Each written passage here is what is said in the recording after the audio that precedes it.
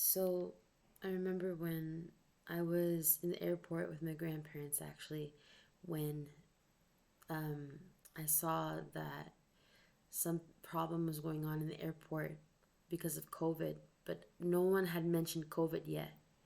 No one even knew what the word COVID yet. And I was in the airport with my grandparents dropping me off. I was going on my way back to the US from Panama. And I was saying, oh no, and it was like it was revelation. I didn't know, I wasn't aware or conscious about the spiritual gift of revelation in that moment. I just simply knew what was going on and I couldn't explain it.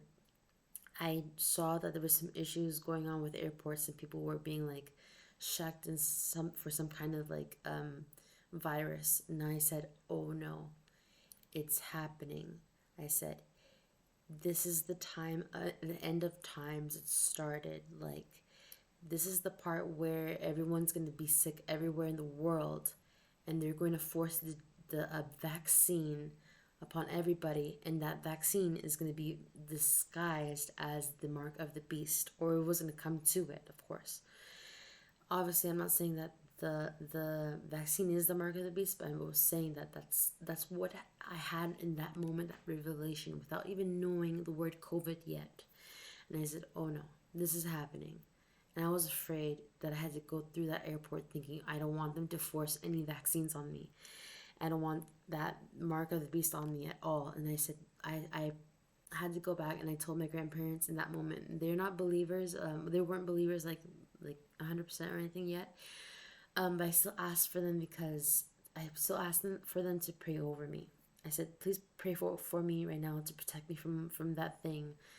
They didn't know what I was talking about.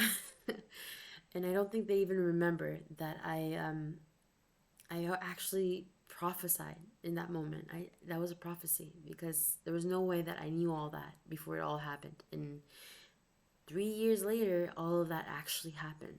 Like all of that is actually happening. And like sometimes God reveals things to his children.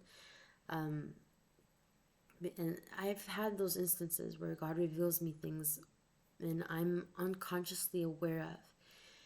And I also think it's also like part of being autistic. I'm not autistic, like bad autism. Like I am a functional autistic person, but I can imagine people with actual like really bad autism. I can see it in them. I can see that they have revelations too, and they know it, but they're not fully conscious about the gift because they're 100% in it.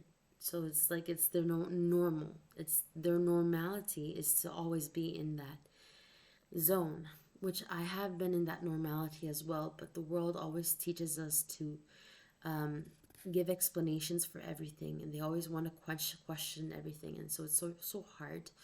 It's so hard to remain in the spiritual because in the physical people in the natural are always asking about things, and in order to like blend in and everything, we have to like I have to be like, okay, I'm more conscious about these things because I'm like, okay, why did I do that, and why did I do this, and why did I think that, and why did I say that, and I have to always think about those things because some of the things, most of the things, when I was younger, have I was more like a sponge. I was way more absorbent of, and I would always like picture things and see things deeper, more deeper. But I tried to not be conscious about it because if I was too conscious about it, I would not be able to submerge more into the information that was coming to me.